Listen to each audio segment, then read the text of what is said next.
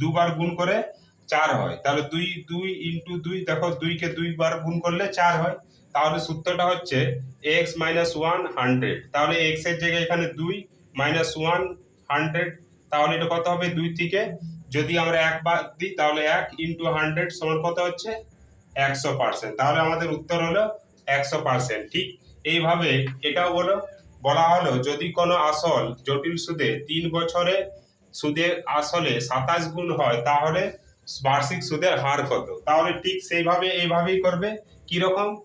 3 বার গুণ করে, দেখো 3 ইন্টু 3 ইন্টু 3, 3 কে 3 বার গুণ করলে কিন্তু 27 হয়। তাহলে বন্ধুরা কিরকম সূত্রটা? x মাইনাস 1 100, তাহলে x এর জায়গায় হবে 3 মাইনাস 1 আর এটা হচ্ছে 100, তাহলে 3 থেকে 2 বাদ দিলে 100 গুণ করলে 200%। তাহলে বুঝতে পারলে?